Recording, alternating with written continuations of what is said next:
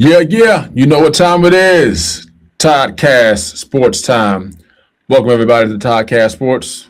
Simbawa Nibaye Jr. along with Omar Williams and Denise Obi. Y'all know how we do. We get things started and popping early because we got a lot to talk about. We've been off for a few weeks. We had the holiday, Christmas holiday. We had New Year's Eve. Happy New Year to everybody. 2026 is in the building. The oldest passed away. Behold, all things are new. All things are new. So before we get started, actually, how was everyone's holiday, Christmas, New Year's, all that before we get started? How was it? It was pretty good. Spent time with the family, in the sunshine, so I can't complain. Got a few gifts, gave a few gifts, got to relax, work and relax. So it was a nice balance of work and play. And New Year's was pretty relaxing. Spent it at church of all things, but can't be wrong for spending at church, bringing the New Year. So it was great. There you go. And if I can remember straight, you were somewhere where it was nice and sunny and warm. You weren't where it was cold. Yeah, it was. No, it was almost 80 degrees, and it was nice waking up and not having to put a coat on for about a week. So I can't Oh boy. complain. Well, can't hate on that. Can't hate on that. How about you, Omar? Holidays are great, man. We always have the family over for breakfast. Like about 13 to 20 of us. We do a Pollyanna. So everybody kind of, adults don't need gifts, but we kind of do a Pollyanna where we pick out of a hat and we give somebody a gift there. And then New Year's Eve is my honeymoon.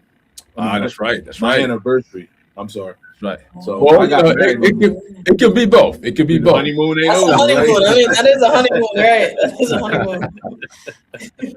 Yeah, I keep calling it the honeymoon, but so maybe it's not over. But yeah, it's my 16 years anniversary.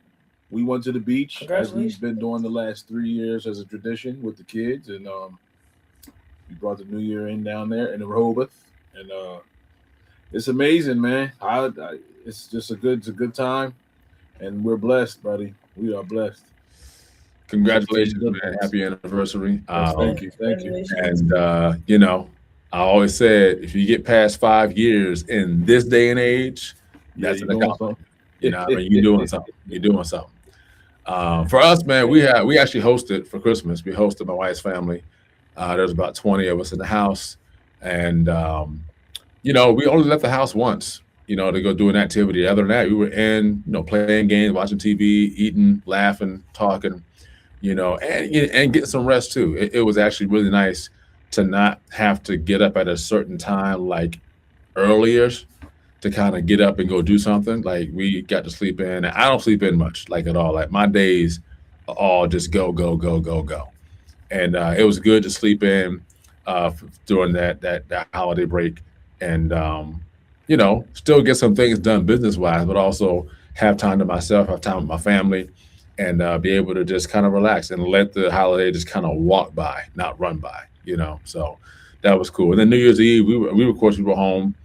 We watched the New York ball drop, and surprisingly, my pastor and his wife, they were actually in New York when the ball dropped, which was kind of Okay. funny.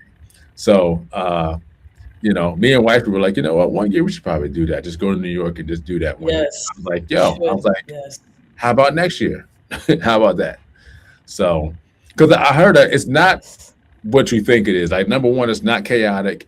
It's not people just anywhere, everywhere. Like there's borders that are up. People are in designated spots, and it's not chaos. And then once the ball drops, like it's over. People just kind of start dispersing. But people are there like all day long. Like some people come there during the day and they're just there all day long. So it'd be something to experience. I would like to do that. So we'll see how things go.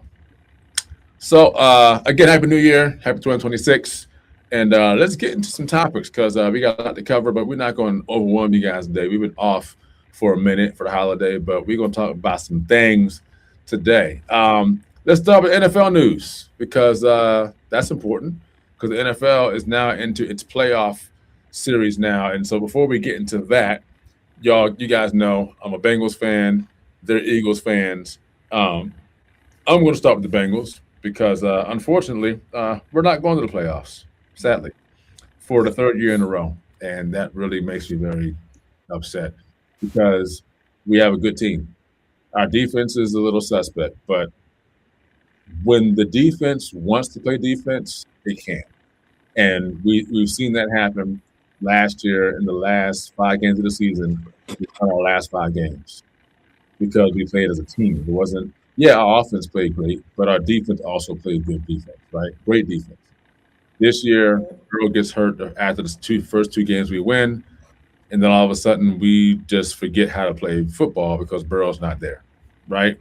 Burrow comes back, we win our first game outside of Joe Flacco, not just win, but dominate the game.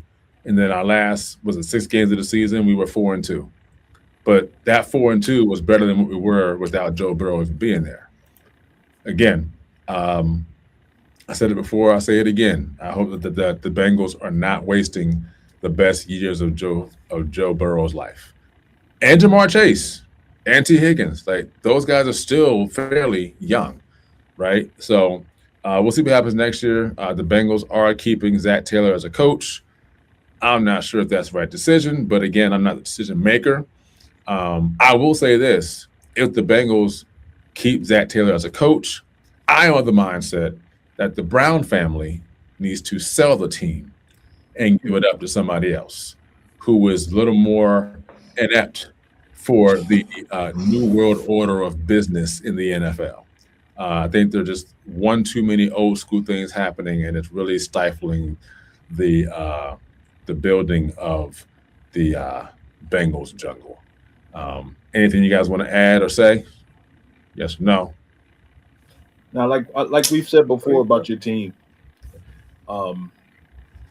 if your boys can stay healthy, or your main boy, if Burrow can stay healthy, I think you guys got a shot. He's in and out, and then when he gets a good run, he runs into the big bad wolf. Well, who ain't the big bad wolf anymore? So.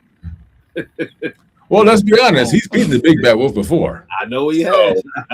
You know what I mean? So he's got that on. Listen, out of everybody in the AFC, he is the only one. That's true. Who was taking down the big bad wolf and actually got the dance doing it. That's true. So he's got that on. You got to stay on the field.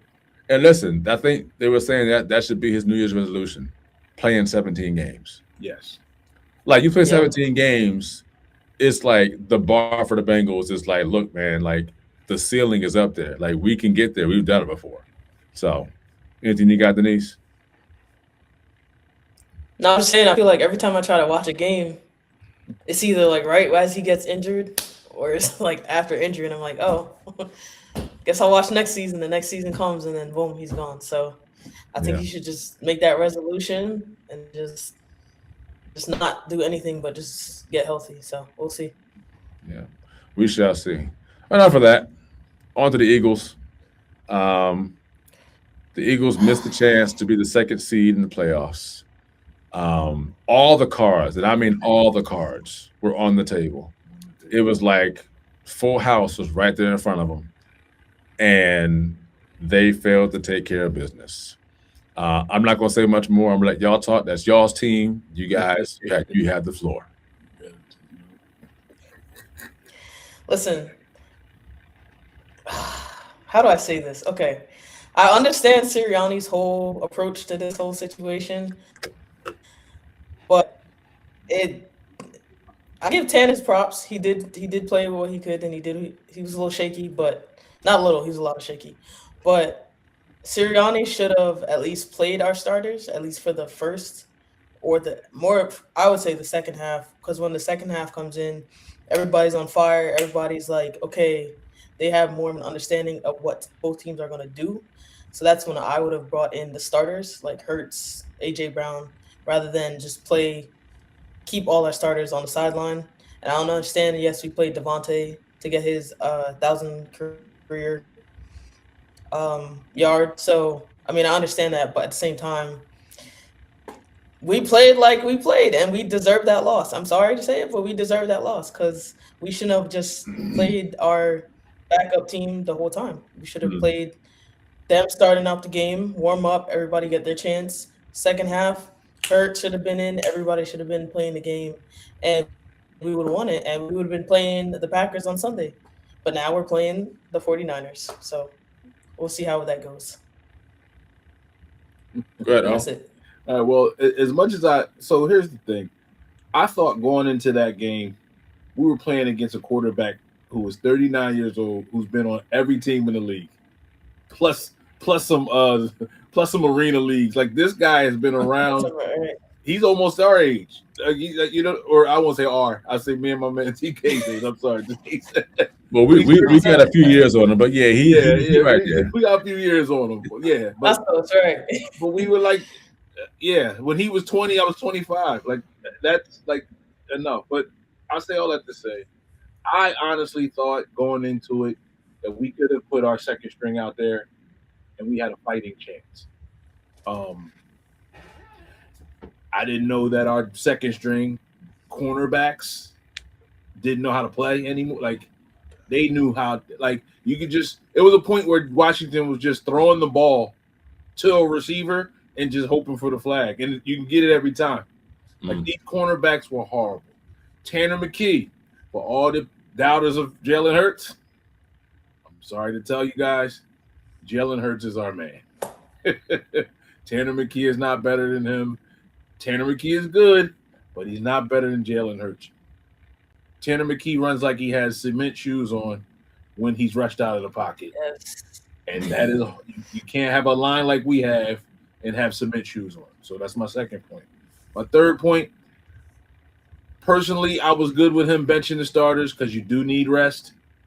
But looking at all the line, like all the Ducks were lined up in a row. The Lions beat Chicago.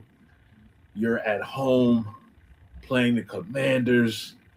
Without Jalen Daniels. Without Jalen Daniels. Like, it was like they lined it up like perfectly for you to just knock down it was a layup. It was a layup. So I say this, hindsight 2020, I don't want to be the guy to change my mind because of the outcome. But hindsight 2020, you got to do what you can do. Control the controllables. Who says that? You got to control the controllables. We didn't control the controllables. So, yeah. Oh, that's a Jalen Hurts line. Control the controllables. So we didn't do that. And it came to backfire on us, and hopefully we can get a few some lucky breaks in the playoffs and maybe get 2 home games. But we will get one. Yeah, I'll say this. Number one, I felt the Eagles should have played the starters at least the first quarter, at least. Okay. And maybe try to at least get like a 2-touchdown lead first quarter. Because the Commanders were vulnerable enough for that to happen in the first quarter, I felt. And then first quarter, all right, take the starters out, put the backups in the rest of the game, and just hope for the best that they can keep that lead and get you out of the game with the win, right? Tanner McKee, great game into the fourth quarter. Great game to the fourth quarter. The fourth quarter, it was kind of like, is this who he really is, or is the moment just too big for him to kind of make it happen? Because it felt like that fourth quarter, like he was just off kilter, like nothing was working for him in the fourth quarter. And then the play of the game for me was the last touchdown Washington scored when the 39-year-old quarterback ran in.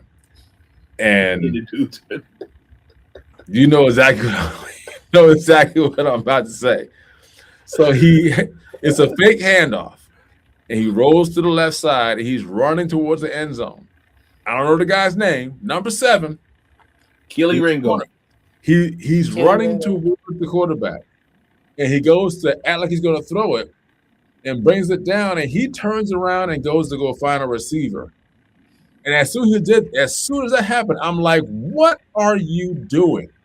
You are the absolute last line of defense. There is no one else here to stop him except you. That to me was some Pop Warner, it's my first time playing football move. That's what it looked like to me. And I was like, okay, the Eagles backups have shown me who they really are. Yep. And that's why they don't play much at all. That's all I'm going to say. This is not my team, but I felt the starters should play the first quarter, get a lead, let the backups try and maintain that lead, keep that lead, and then that touchdown where the cornerback runs away from the quarterback, I was like, that's it. This game is over. That's all I got. All I can say is Howie Roseman. That whole game is gonna be playing in the back of his head whether we go to the Super Bowl or not. He's gonna be cutting some people. I just see it right now. That whole game, I was like, we're getting some new players, some new fresh legs. So Georgia, don't be surprised if we're back in Georgia recruiting. That guy should never see the field again. And I'm not even trying to be funny. Yeah. It's true, yeah. Like that's like 101 football. This is the best of the best. And that's like 101. Like you are outside contained. Get the quarterback and make him make the throw. Even though if he gets it right over you, you still made him make a harder play. The easier play is for him to just run it in. Yeah. So that to me was like pure embarrassment for the entire organization. It's like that really just happened. So, and Nick Sirianni didn't seem phased at all by it. He's just kind of like, well, it is what it is. Like we're in the playoffs, so like I'm good. Yeah, but you were also looking for a second seed, which would have changed everything for you. Everything. Now you get the 49ers. And listen, Green Bay is no walk. Listen, the whole entire NFC is no walk in the park right now. There's no clear-cut person, no clear-cut team that you can say is going to the Super Bowl. I don't care if the Seahawks are number one. Like, I'm not sold on Sam Darnold. Just not. Right? Green Bay, I'm not sold on Jordan Love because you don't know which Jordan Love's going to show up. You know, Detroit, they didn't make the playoffs. That was a disappointment. The Eagles is like, which team's going to show up at the same time? Like, there's no clear cut. San Francisco might be, or the Rams, to me, might be the two teams that may stand out. And I'm still not even sure if those two are the ones, right? But right now, if I'm looking, San Francisco is playing the best ball right now, in my opinion. So we'll see what happens. But other than that, playoff picture is already done. The Ravens missed the playoffs after losing to the Steelers off of a field goal that didn't go in the fourth quarter that went wide right. The Ravens have never been in that situation. They kind of shot themselves in the foot throughout the season. The Steelers, though they're in now, I don't believe the Steelers can really beat anybody in the playoffs, but we'll see what happens. Kudos to Mike Tomlin, though, for never having a losing season as an NFL head coach. Though I think right now the voice in the Steelers locker room needs to change, and that's not a knock against Chris Tomlin, against Mike Tomlin, because he's a great coach. But I think that he may be outlasting his stay in Pittsburgh, and every time for him to move on somewhere else. Again, great coach, but the tenure at Pittsburgh may be over. That's just my very strong opinion on that. AFC picture, I'm going to be honest. Denver looks scary. Denver looks real scary. I don't see anybody in the AFC beating them. I think Denver could possibly make it to the Super Bowl and possibly win it, I think. The only team that I think may stand in their way, in my opinion, in the AFC, I actually really don't know. Like, they are like the cream of the crop. Like, I don't see anyone contending against them, to be honest. So, excuse me, what do you guys think as far as the playoff picture? Who's doing what? NFC, AFC, what do you guys see? I honestly, I want it to be a Jacksonville versus Philly Super Bowl. I still stand on that. But I mean, I want to see Denver. I'm for my team, of course, because I'm an Eagles fan, no matter what.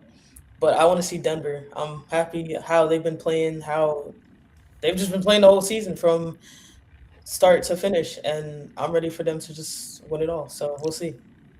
Okay, what you got? I like Denver too. I also want Denver to get there so we can get our lick back. They came back on us in the fourth quarter this year, and it was like, what happened? But I'm gonna say this: whoever has the best defenses that can travel. So if you believe Denver's defense, which I do, I do. I don't believe these other guys. I don't believe Jacksonville. I don't believe them. I believe the Seahawks defense. I do. But I just don't trust Sam Darnold. To a degree, I actually do have some belief in the Patriots defense. I believe. Not as much as Denver. Not as much But I as have Denver. Yeah, I like Denver. But I'll say this: the Patriots' offense. I believe in Drake May, but I'm not sure about the defense too much. Yeah. But again, and I think that's going to be a great. I hope those two will make it to the AFC Championship.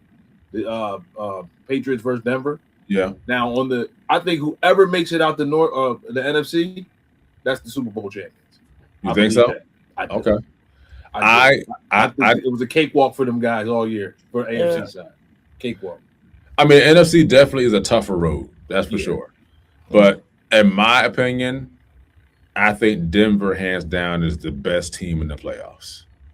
And I think that both sides. Okay. And I think the only caveat for Denver is that they haven't been there before in a while, so they don't really know what that playoff run is like. So they're going to have to be battle tested to get there. If Denver runs away with this, it's just because Denver is just the best team in the league in the playoffs, and they were just untouchable. But if it gets to be like a dogfight, that might be a problem for them. And I think what you're saying, Omar, as far as NFC team getting there and winning it, because NFC teams have been battle tested this year, and have been battle tested. There's teams that have been in the playoffs in the past, so they know what that's like, right? The Broncos, they're kind of making their way back. So, if the Broncos can run away with it, clear-cut winner. If it's a battle, I couldn't pick them in the battle if it's in the trenches. I'm not sure if they're built for that yet. So this would be a good run for them to get battle tested, to kind of have that experience, but we'll see what happens. Any other thoughts on that? All right. Let's see. Last thing involving the NFL, we're going to bring the NBA in on this one. We have a NFL versus NBA thing going on, and if you guys have noticed or seen, there's kind of been this NFL versus NBA Christmas Day thing going on, and a lot of people have brought this up this past holiday, and it's kind of almost not one-sided, but people are more leaning towards the NBA's favor than the NFL's favor, where the NBA kind of has always had these Christmas Day games. The NFL might have had one, and then it kind of went to like 2 or 3, and it kind of feels like the NFL is trying to bully its way into Christmas Day and trying to take it over. And I'm not sure if that's really going to happen, really going to work. I'm not sure what the viewership was like for the NFL on Christmas Day. But I can guarantee you that, honestly, I did watch some games, but the NBA, I kind of watched maybe a couple. Christmas Day, I was just kind of like, look, man, like, I'm just, after the day is come and gone, we've done our thing, I'm kind of tired. And plus, family didn't come the next day. So it wasn't a whole conglomerate of family in. It was just me and my family. Christmas Day. So like my son, he'll watch NFL drop a dime, right? But me, I'm just kind of like, whatever. But what do you guys think of the NFL seemingly trying to bully its way into Christmas Day and be a takeover on the sports network channels? It's too much. Sorry, go ahead. Go. I'll let you go this time. I was saying it's too much. Go. Okay. You got it. I think both of you have already said it. Right. It's too much. It's too much. Yeah, it's too much. Yeah. But I'll say this too. I think the NFL spotted a point to pounce on people not so happy with the NBA anymore. Mm. So they said, "Oh, we see some blood in the water. Let's try to take over now." Right. But it was a time when we were growing up where the product of the NBA was awesome on Christmas Day. Mm-hmm. Jordan usually was playing. Kobe was playing. Young LeBron was playing. Right. Now it's like these guys are on rest. Yeah. Getting load management. So who cares? So on my TV, I'm going to speak for myself. I had the NFL on all day, but that could just be me. Mm-hmm. I'm more of an NFL fan. But yeah, it's too much. You got 3 NBA games, or what was it, like 2 or 3 NBA games? And 3 for sure NFL games. It might have been 4, but it was at least 3. That's too much. Back to Denise's point. It's too much. I'll say it's too much because I feel like now you're saturating the market. Yes, you're trying to do Monday Night Football, Wednesday night, you're doing Black Friday, you're That's too doing much. Thanksgiving Day sometimes. It's too much. You're doing Sunday, you're maybe doing Saturday now. And then also on top of that, you're doing international games. So sometimes those games are on a random day of the week, maybe the weekend, Saturday. So it's kind of like now you're saturating the market to the point that this is where you're probably going to start losing viewership. And it's going to probably go shift to a different trajectory. But I've seen where LeBron has even said, I haven't had a full Christmas day with my family in the past, I don't even know how many years, so I'm always playing. And that to me sticks out because it's kind of like, why can't we just Christmas Eve, Thanksgiving Eve, like Black Friday, okay? Why can't we just wait? Like, why do we have to do it on the day Right. of? Like, it's Give them just, guys a it's day too off. much. Right. Give them a day off. And then I think that's what also leads to a lot of like injuries, in my opinion, because you're pushing them all week. And then, okay, Christmas Day, I got to be on again. And it's just, it's too much. It's too much. That's all I can say. It's too much. I agree that it's too much from the NFL standpoint. To your point, Denise, as far as like why Christmas Day or Thanksgiving Day, all of that, I mean, that's just built into the contract. Like, you are an entertainer. People want to see you play. Good point. Back to O's part, it's like, but if you unload management, no one's watching you play because you're sitting on the bench in sweats. So it's like, you know, and I'll be honest, I really didn't watch too much NBA Christmas Day. I did watch football, but not a whole lot of football. For me, the NBA is just not what it is, not what it used to be. For me, I grew up in that late 80s, 90s era, and that to me, like that was NBA basketball. The 80s was NBA basketball. The 70s was kind of like, it was still NBA basketball. It was like coming up. Excuse me, I got a dry throat here. I'm drinking a lot though too. But like once we got to like the 2015, 17, you know, post Kobe era, things just changed. And now it's just like, it's not, you know, it's say, you know, NBA basketball is fantastic. It's not. That's old school. Because the word fan is not taken into consideration anymore. It's all about me, I. And, you know, one thing I saw on a interview with Scottie Pippen, he was being interviewed by someone on a podcast, and he said, I'm not sure how true this is, but it has some clout to it, is that these players now, they can play, and their contracts or whatever that are happening, it's being said that they're telling, you know, their organizations that, hey, I'm going to play 57 games, but you're going to pay me for 82. I'm going to play 57 games, but you're going to pay me for 82. Trade. I'm like, why would I do that, number one? And then number two, and listen, I don't know what all the NFL contracts are and agreements and what the entertainment part of that is, but the one thing that I did learn is that Michael Jordan, when he played, he had a clause in his contract that said he could play basketball anywhere he wanted, no matter what. So he said, this is an interview that he had with Mike Tirico, and he said, if I was driving in the car with you and there was a basketball game going on the street, I can get out that car and go play in that basketball game. And if I get hurt, my contract was still guaranteed. Here's the thing. Michael Jordan's playing 82 games regardless. Yeah. The only thing keeping him from playing 82 games is the fact that he got hurt. He's not saying, hey, man, I'm going to go play 60 games this year, but y'all going to pay me for 82. Like, you had to pull those guys off the court, like, literally.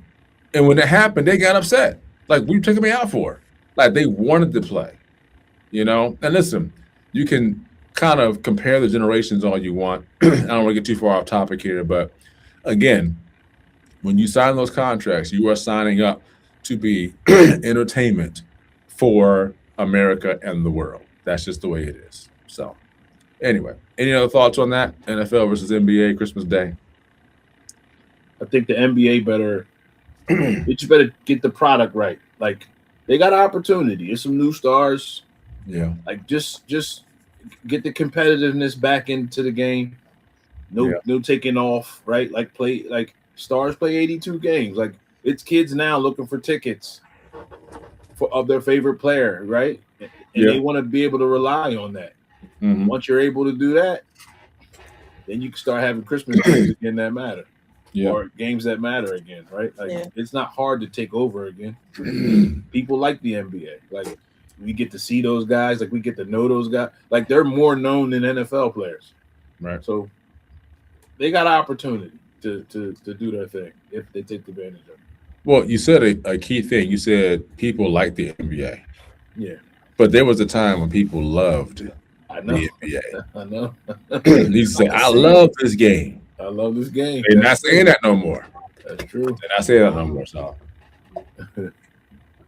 I can say, I just think once Kobe died, I think that was like a generational shift. Like, yes, we had Curry, we have Good point. what's the guy in New York now? Karl Anthony Towns, we have Giannis, we have all these great players. But I think honestly, just something like once he passed, it kind of like shifted the way the NBA was played, like so many things happening, and now it's different. I don't know. It's just different to me. So yeah. Well, and to continue with NBA news, Draymond Green has made headlines over the past week, and a couple of things for him. Golden State Warriors played against the Orlando Magic last week. And in a very interesting altercation between Draymond Green and Steve Kerr, there was a video out there that shows that Draymond Green leaves the bench and goes to the locker room and doesn't return. And so there's no speculation about what happened because Steve Kerr addressed it in his post-game interview. And basically he said, and I'm going to just kind of paraphrase, he said that there was a conversation happening between players, and evidently he must have said something that Draymond Green didn't like or that may have come off differently.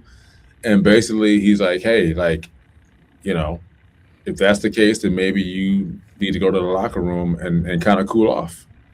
Now, if that's what Steve Kerr actually said, I don't know. That's what Steve Kerr kind of alluded to. And evidently Draymond Green left and never came back.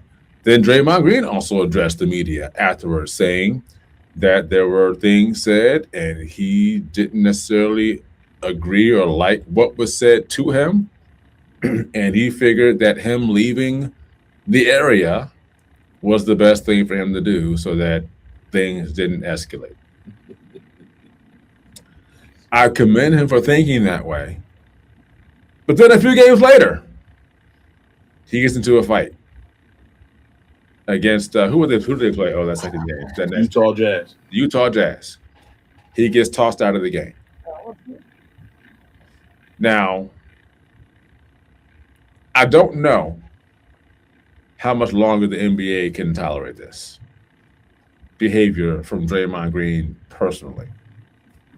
I will say this, and I've heard this said on many sports shows around the globe, around the United States, that if David Stern were to still be the NBA commissioner, Draymond Green would have been gone a long time ago. Because David Stern didn't play. David Stern would look at the rule book and say, no. You're dealing with me now. And I can outrule the rule book because I'm the owner of the NBA. So guys didn't mess with him because they knew David Stern didn't play.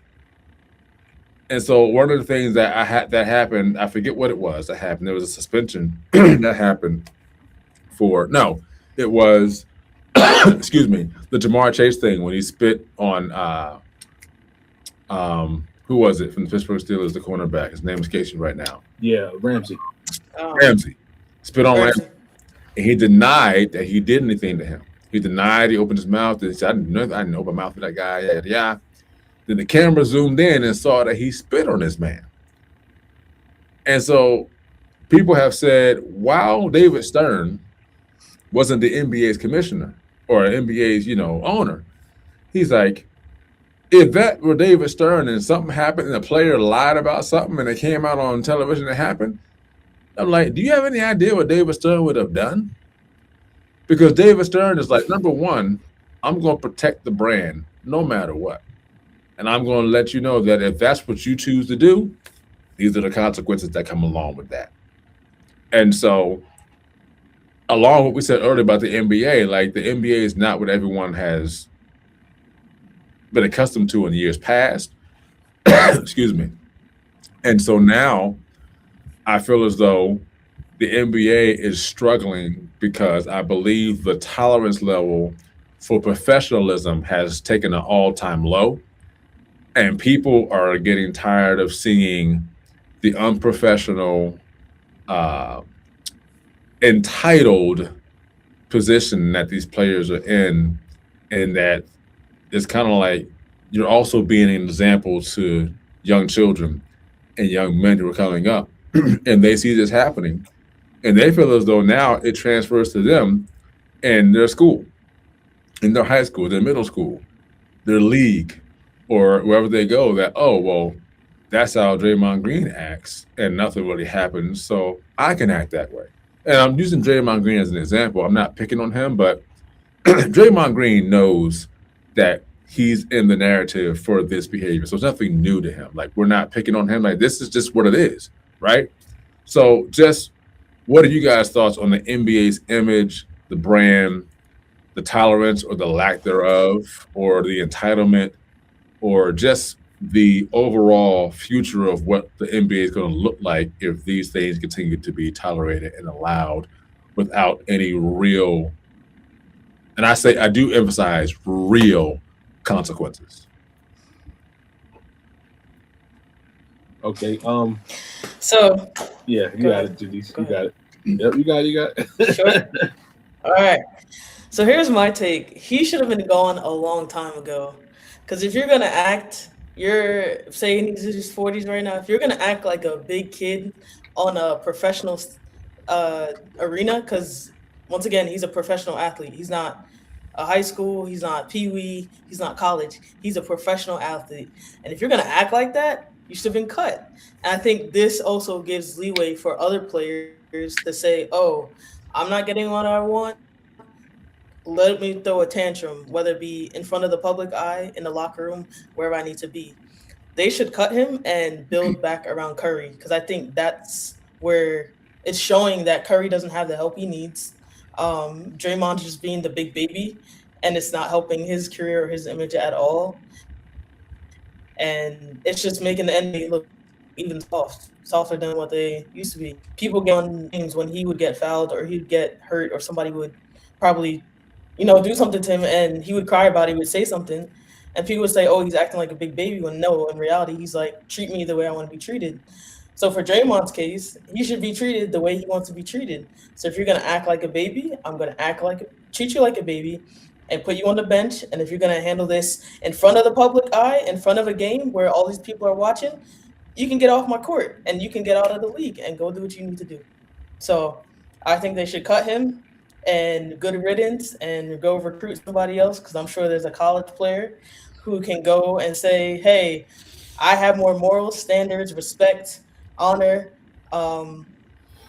less pride and arrogance than Draymond, and I know how to handle the ball and and play the way I need to play."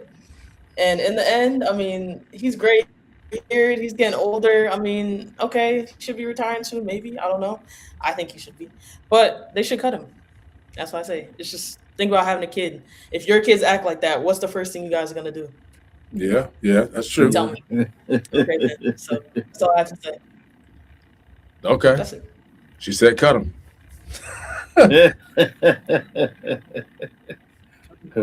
Well, I agree. Like I don't know about cut, but I'll say he should be suspended, either or at least benched for a quarter or two, right? I believe that something culturally has changed.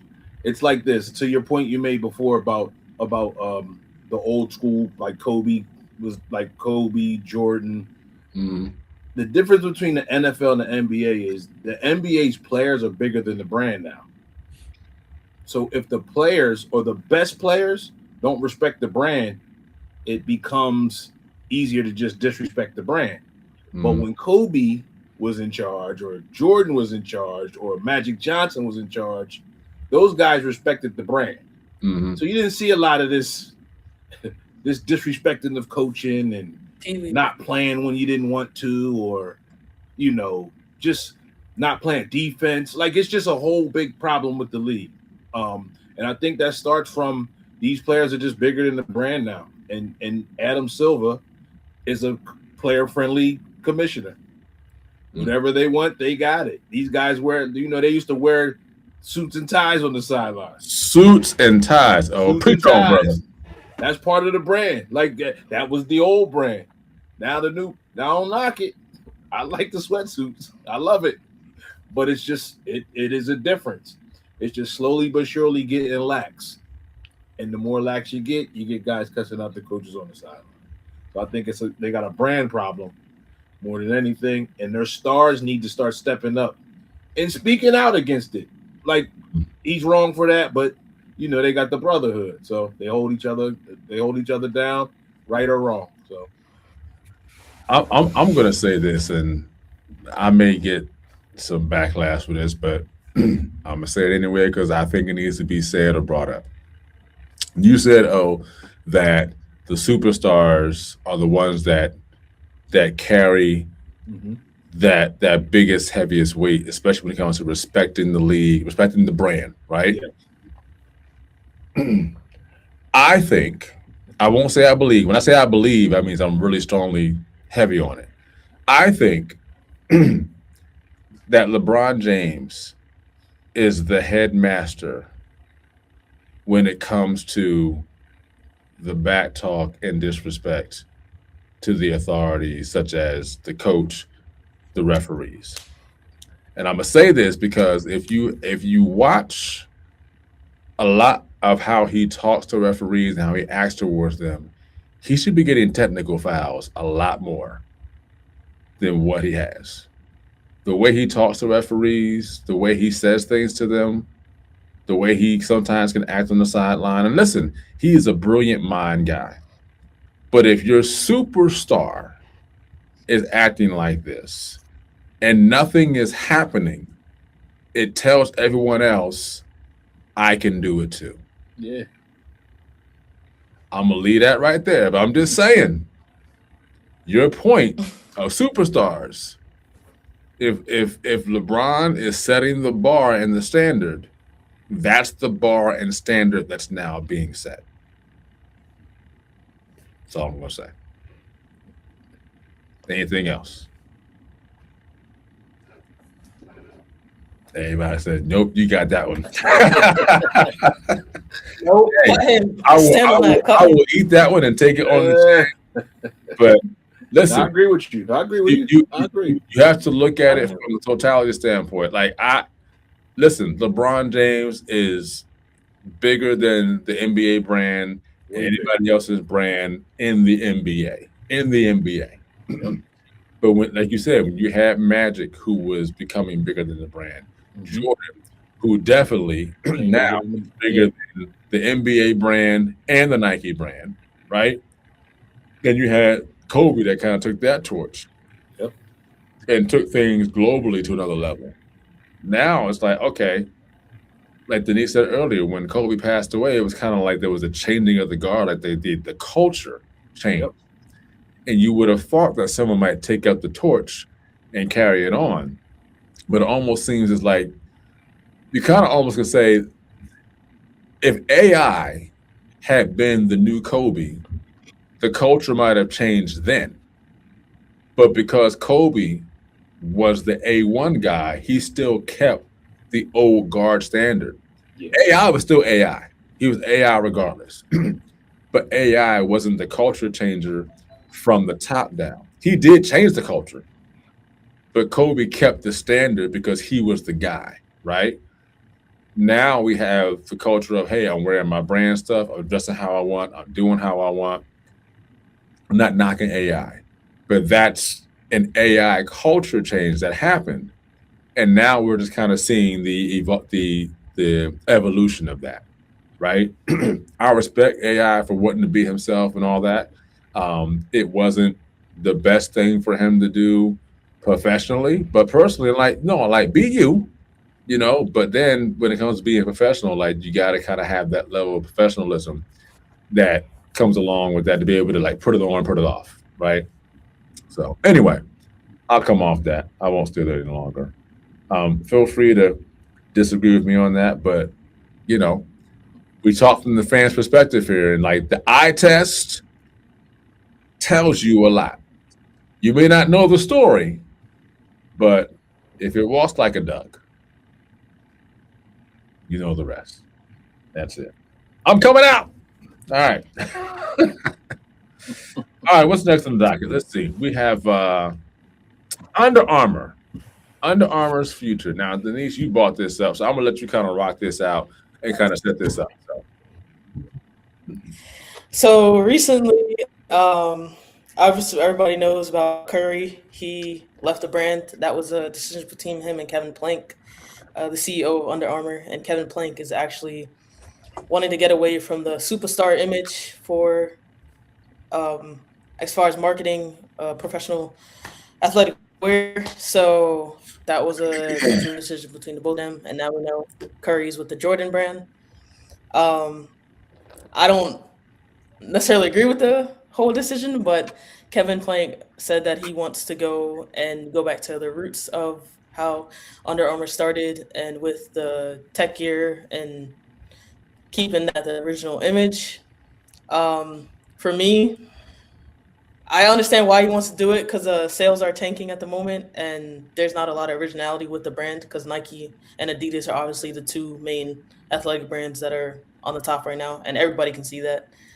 But for me, I think with Under Armour and their struggles, I think they need to take a risk, as far as what they're offering people, their colors, schemes, everything, not just the promotion of using, say, athletes just to promote the brand, but whatever they're doing.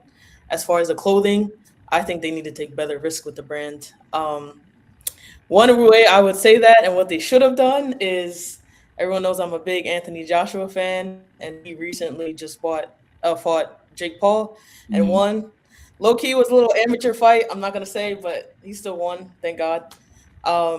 I think Kevin should take the risk and kind of push Anthony in more of the limelight, especially dealing with having a UK boxer in the US scene, and now that there's no more, like, Mike Tyson's not fighting anymore. Yeah, we have some great US boxers here, but I think Anthony is a bigger name, household name now, due to that fight. So I would have taken the chance and kind of build around his brand and him, and kind of just push him as the center of the brand. But they don't pay me the big bucks, but that's what I think. I stand on that. That's not just because I'm an Anthony Joshua fan, but I think just that would be a great rebrand image for them overall, is kind of pushing him in the limelight, kind of taking chances with what they have. Because I feel like The Rock is there, but also at the same time, he doesn't wrestle anymore, and he's kind of getting older. So you kind of need some younger talent, and I think also younger talent in the lab as far as creation and designing and everything. So there's a lot to take in, but if they don't turn things around and at least take more chances when it comes to clothing, their dry fit gear, their shoes and everything, then they could be tanking even more, and Adidas and Nike could still be on top. So that's what I say. Yes. But we'll see. Yeah. Oh, all right. So I'll say this. Brand-wise, Under Armour has great clothing. I think their clothing, they could compete with Adidas and Nike.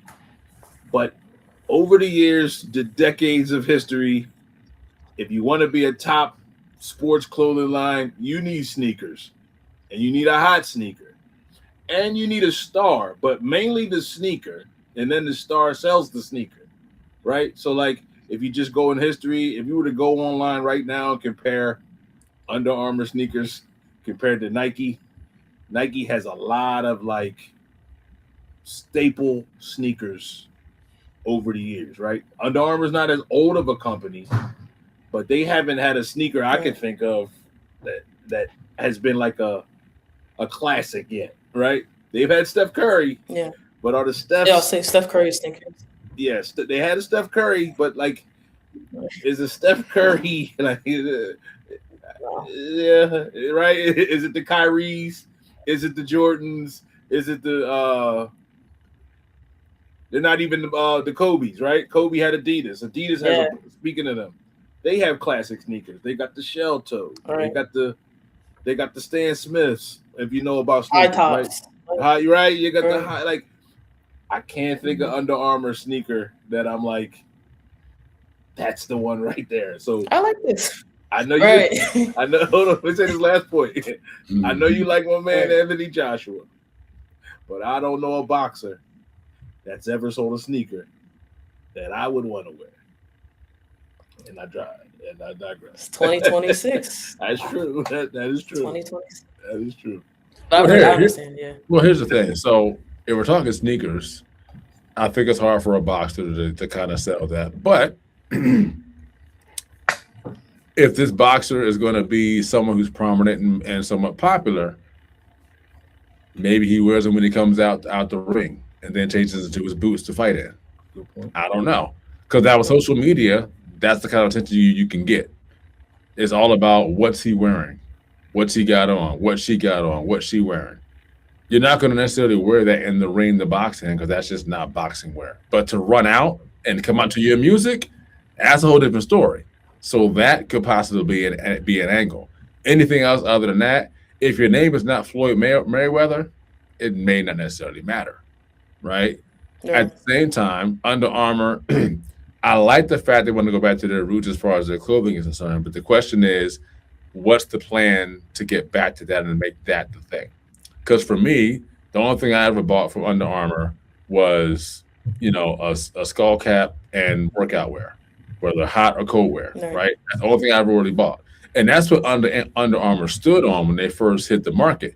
It was all about, thermal wear, cool wear, workout wear, all that, outdoors, indoors, winter, summer, all that, right? And then the hats came along, and then gloves, and then socks, and then it was all about what you had on. Then they got to the sneaker area. And I'll just be honest, without Steph Curry, that probably would have never even been doable. So Steph Curry definitely carried that brand. Now that he's gone and you got Anthony Joshua, the question is, how do you build around that as a boxer? Me personally, I feel like boxing is kind of like the new baseball. This is me. Like baseball was like on its way out, and then they made some changes and they pivoted, and now it's back, right?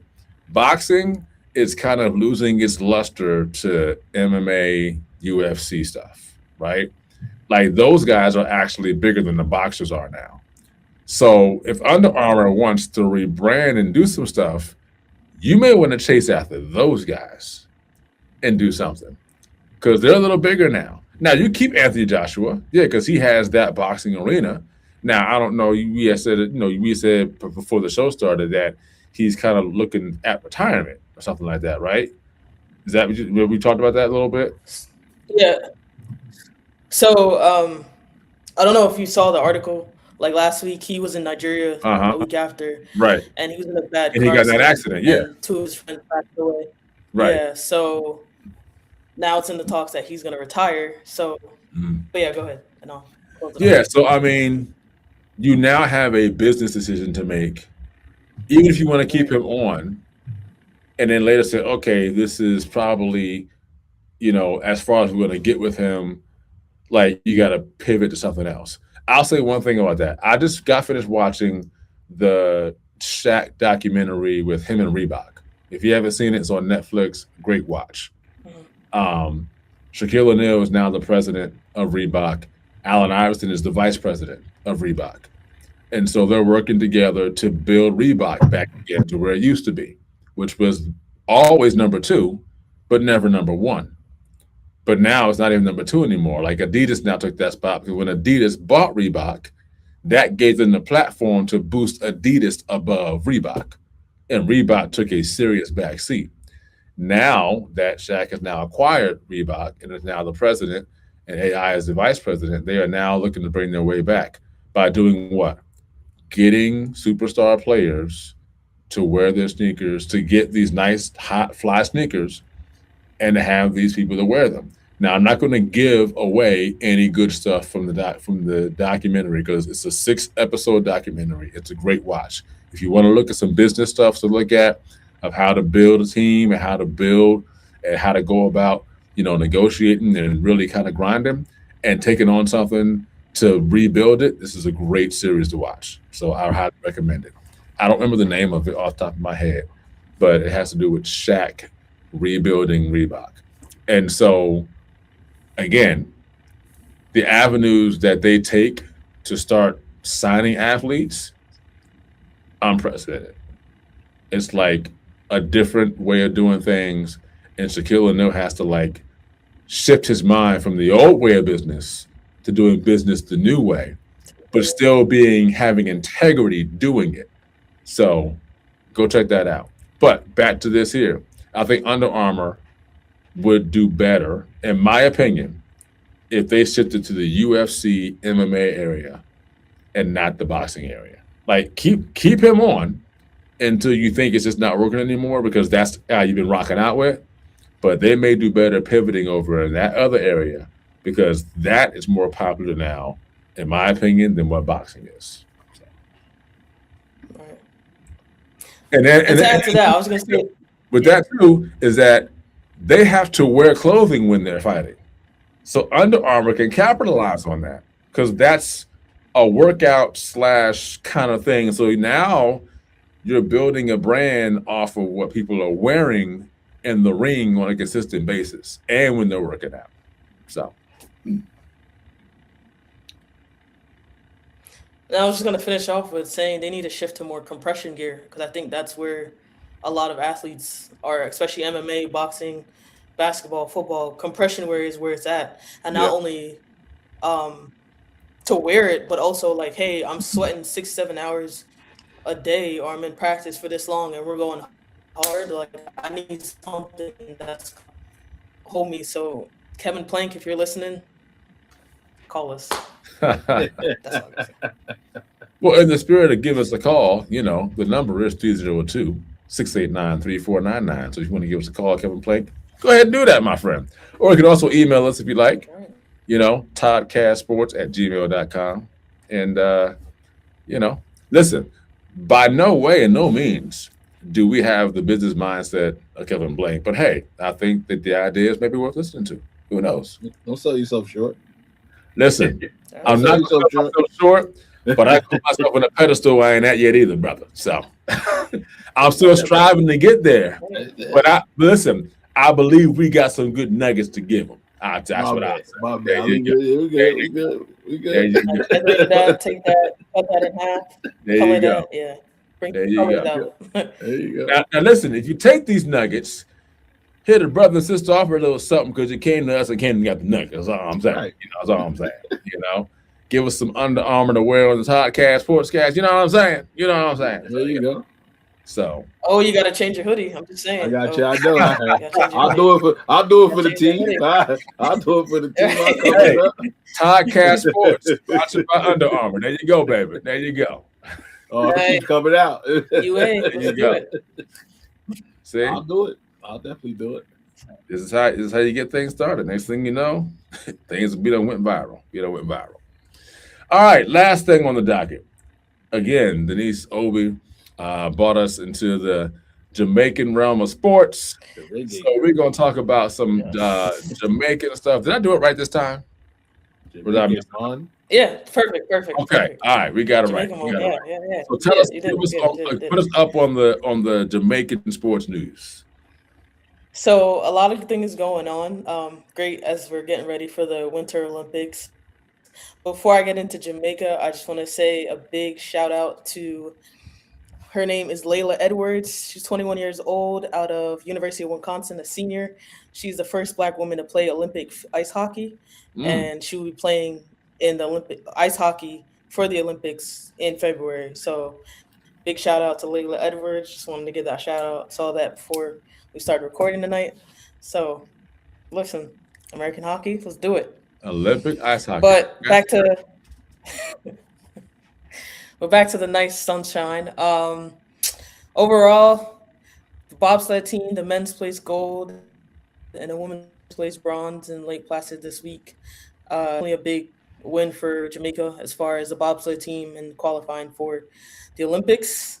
Um, Also, the Jamaican Basketball Association. Not many people know that, but Jamaica does have a basketball team, and they're trying to get up in the ranks there. So, right now, their president is looking for a $44 million investment since the upcoming World Cup qualifiers are being held in Jamaica for Wow. the Basketball Association.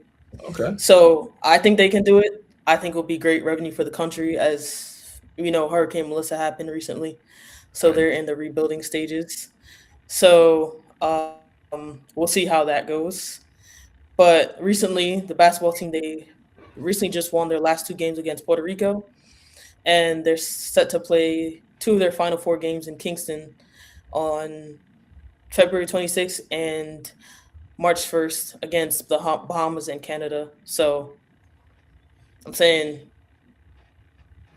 Jamaica's on the come up. I'm ready. I'm just excited to see him, not just because my family's from there, but talk about the small island and all it's been through in these past couple, I would say, weeks, that's months. true. Yeah. So happy for that and what's going on with them. Last but not least, in the soccer / football world of Jamaica, the Reggae Boys, they're struggling right now. So we'll see. Against Curacao a couple weeks ago, it was a 0-0 game. So right now they're trying to see what's next. They have no coach at the moment. They have an interim coach right now. So, and some people are not happy with him because he kind of just pushed his way into that spot, but they don't have a head coach at the moment. So we'll see. But they actually have a press conference tomorrow to talk about the future for the Reggae Boys. So we'll see Gotcha. about that. What they need to do for the qualifications, they need to beat New Caledonia in March. And if they win that, they face Congo. And if they win that, they qualify for the World Cup. Oh wow. So I'm hoping for them. And then last but not least, the Reggae Girls. They beat Dominica a couple weeks ago, 18-0, a full blowout. And if you know Jamaica, as small as the island is, the louder they are, especially when the team wins. So that was a big celebration across the island for that 18-0 win. And the girls are trumping the guys right now. So I can say who run the world. The girls do. Sorry, fellas. The girls run the world right now. Next round is against Nicaragua in March. And so that's a bit of Jamaica news for you and Jamaica sports. So we'll see what's going on next. Nice. Well, here, since we're giving out suggestions today, I do know that there are a number of NBA players that are, I believe, is it Jamaica or Nigeria? Correct me if I'm wrong. Jamaica. So Jamaica. they're looking for a $44 million investment.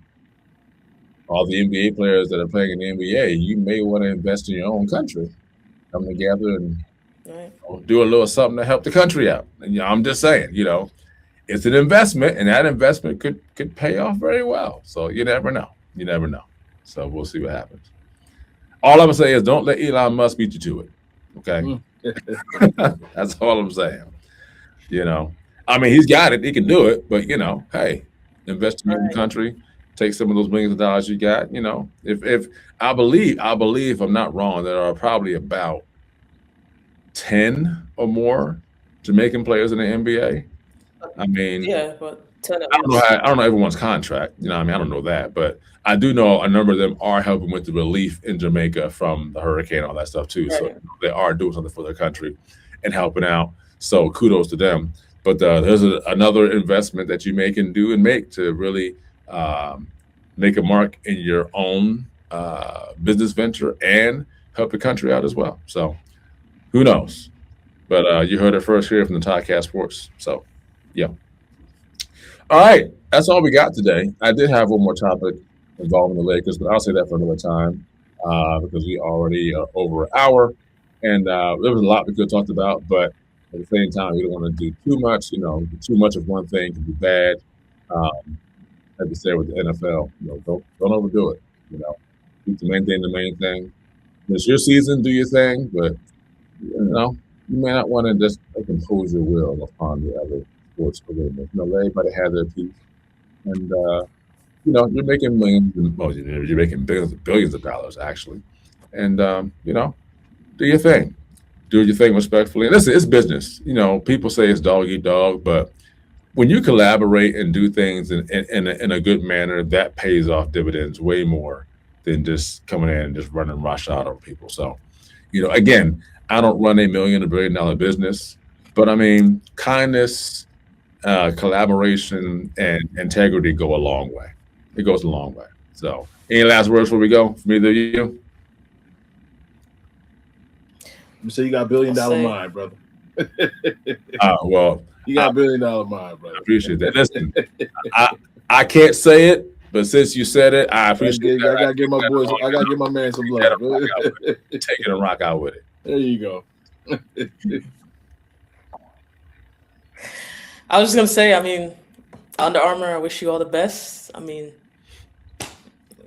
who knows what the future can hold? So we'll see. Jamaica's there, so I don't know. I mean, Puma, they sponsor Usain Bolt, but Puma is Under Armour. You could capitalize on that. Just saying. His name is Denise Obi. I will say I am definitely a Puma fan when it comes to sneakers. Yeah. So, especially yes, that could be a little more of an incentive for you as well, right there, my brother. So right. So either way, thanks for joining us. Podcast Sports every 2 weeks, Monday or Tuesday. We're off a week because we have the holiday, so it's all good. We're back.